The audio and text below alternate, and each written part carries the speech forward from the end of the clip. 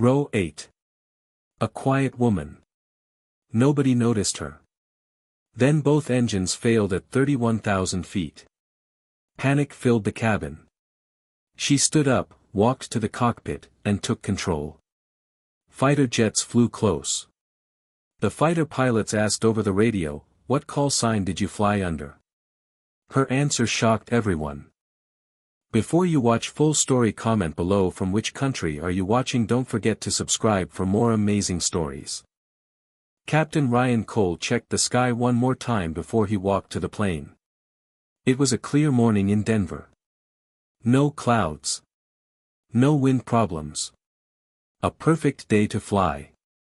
He had flown planes for 26 years, and he loved mornings like this.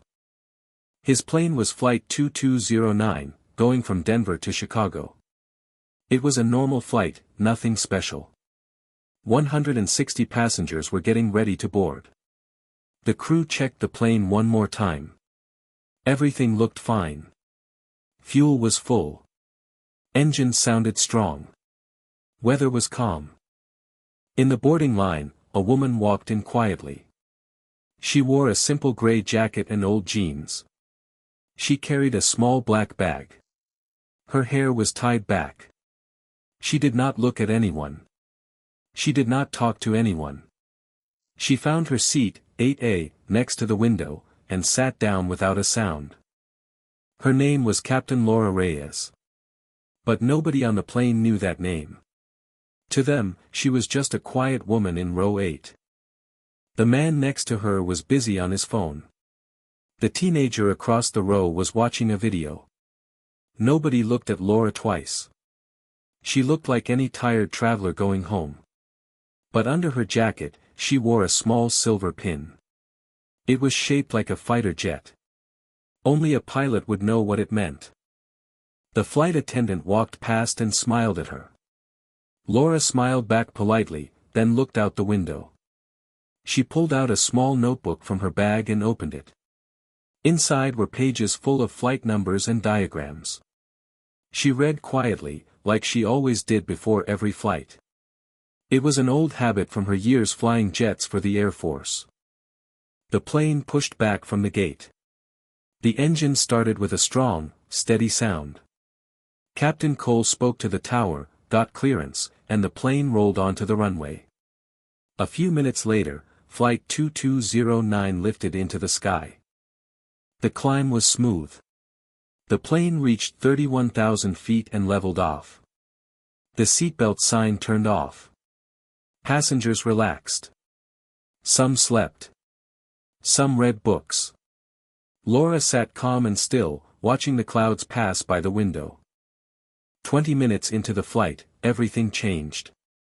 A loud bang came from the left side of the plane. The whole aircraft shook. Oxygen masks did not fall, but many passengers screamed. In the cockpit, Captain Cole felt the yoke shudder in his hands. "Engine 1 is losing power," said First Officer Danny Brooks, checking the screens. His voice was tight. Captain Cole tried to steady the plane. The engine sputtered, coughed, and then stopped completely. The plane tilted slightly before Cole corrected it. "Losing engine 1, Cole said into the radio. "Working the checklist now." For a moment, it seemed like they could manage it. A plane can fly on one engine. It is not easy, but it is possible. Cole began looking for the nearest airport to land. Then a second bang shook the plane, even louder than the first. "Engine 2 is failing too," Brooks shouted. Within seconds, both engines died. The loud roar of the jet engines disappeared. The cabin went silent except for the wind outside and passengers crying in fear. The plane was now gliding, with no power at all, 31,000 feet above the ground. Captain Cole grabbed the radio. "Mayday, Mayday, Mayday. Flight 2209. We have lost both engines. Repeat, both engines are out. We are gliding. Requesting immediate help." Air traffic control answered quickly, shock clear in their voice. "Flight 2209, confirm dual engine failure? Confirmed, Cole said. We need the nearest runway, now. Brooks worked fast on the flight computer, calculating how far they could glide. The numbers were bad. Very bad. The nearest airport was too far. Even in the best glide, they would fall short by many miles. Short meant crashing into hills and farmland below. We're not going to make it, Brooks said quietly, staring at the screen. We're going to come down short. In row 8, Laura Reyes felt the plane shake and drop. She had felt this feeling before, many times, in a different kind of aircraft, in far more dangerous skies. Her hands stayed calm. Her mind moved fast, doing the same kind of math the pilots were doing in the cockpit, but from memory, from years of training. She unbuckled her seatbelt and stood up. A flight attendant rushed toward her. "Ma'am, please sit down, we are in an emergency," the attendant said, panic in her voice. "I need to speak to the pilots," Laura said. Her voice was calm and firm. "I am a pilot. I can help." The attendant hesitated only for a second, then nodded and led her to the cockpit door. She knocked the emergency signal. The door opened. Captain Cole turned, surprised to see a passenger standing there. "We don't have time for this," he said sharply. "You don't have engines, and you're going to land short," Laura said. "I flew combat jets for 18 years. I have landed aircraft with no power before, in far worse places than this. Let me help you." Cole looked at her for 1 second, then looked at his instruments. The ground was getting closer, and the math was not changing. He had no other option. "Talk," he said. "Fast." Laura moved to the small jump seat behind the pilots and buckled in. She looked at the screens quickly, reading altitude, speed, and distance to the nearest airport. "Turn 10 degrees right," she said. "There is higher ground and a ridge line ahead. If we fly close to that ridge, the wind hitting the hills will push us up. It will slow our fall. It's called a mountain wave. Pilots use it to fly gliders for hours without an engine." Cole did not know this technique, but he trusted her voice. He turned the plane as she said. Slowly, the wind from the hills lifted them slightly, and the fall of the plane became slower. "Descent rate is dropping," Brooks said in surprise. "From 1,400 feet per minute to 600. "Keep the ridge on our left side," Laura said. "Hold this speed. Don't turn away from it."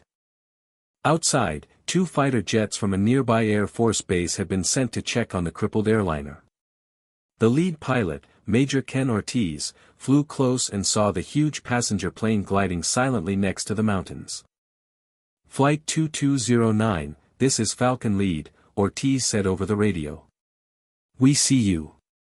Confirm your status." Cole answered, his voice shaking slightly. "Falcon Lead, we have lost both engines.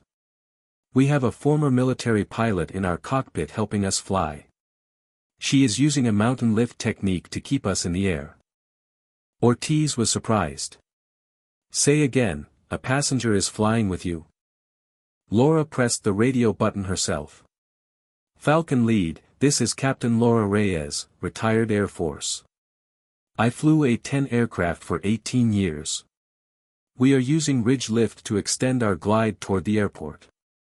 There was a short pause.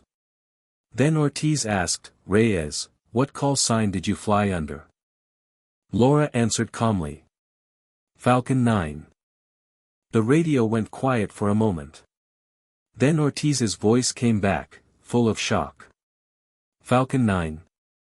The same Falcon 9 who landed a jet with no engines in the desert after taking heavy fire?" "That's me," Laura said simply. "I flew with pilots who talked about that landing for years," Ortiz said. "If you say this will work, I believe you completely. Flight 2209, listen to her. She knows exactly what she is doing." With new confidence, Cole followed every word Laura gave him. She told him the exact speed to hold, when to lower the landing gear, and when to use the flaps. Slowly, the small regional airport runway came into view ahead of them. "Gear down," Laura said. Cole lowered the landing gear. The plane dropped a little faster, but they were close now. "Flaps 10, she said. Then, a few seconds later, flaps 25. The runway grew bigger in the windshield. Passengers in the cabin held hands, prayed, and stayed silent, waiting. "You're going to make it," Laura said. "Hold your speed. Flare gently at 50 feet. The wheels touched the runway with a hard but safe bump. Cole pulled back on the controls, and Brooks pulled the spoilers up to help slow the plane. The brakes screamed as smoke rose from the tires. The plane rolled down the runway, slower and slower, until it finally stopped with a few hundred feet of runway left. For a second, nobody moved. Then the cabin erupted in cries of relief, clapping, and tears. Cole turned to Laura, his hands still shaking. "You just saved every person on this plane." Laura let out a breath she had been holding. "Just doing what I was trained to do," she said quietly. Emergency crews rushed to the runway within minutes. All 163 passengers and crew walked off safely. A few had minor injuries from the hard landing, but everyone survived. News of the landing spread fast. Reporters wanted to know who the mystery woman in row 8 was. Within a day, her story came out. Laura Reyes had once been one of the best combat pilots in the Air Force, known for her skill in emergency landings. She had left the service years earlier after a disagreement with her commanders, and since then, she had worked quiet jobs, far from flying. At a press conference, a reporter asked her why she decided to step into the cockpit that day. "I heard the engines fail," Laura said. "And I knew what was coming. I could have stayed in my seat and hoped someone else would fix it. But I had the training. I had the experience. Staying quiet would have meant watching people die when I could have helped. So I stood up." Captain Cole, sitting beside her, added, "I have flown for 26 years. I know how to handle emergencies. But I had never trained for what she did. Without her, we would have crashed in the hills. She saved all of us." Major Ortiz later said in an interview that pilots across the country were talking about the landing. Flight schools began studying it as an example of using terrain and wind to survive engine failure without power. Months later, Laura returned to flying, this time training new pilots on emergency procedures, including the very technique she used that day. She often told her students the same thing. The most important skill in flying is not just knowing your aircraft. It is staying calm when everything goes wrong, and being ready to act even when no one expects you to. Sometimes the person who saves everyone is not sitting in the cockpit. Sometimes she is sitting quietly in row 8.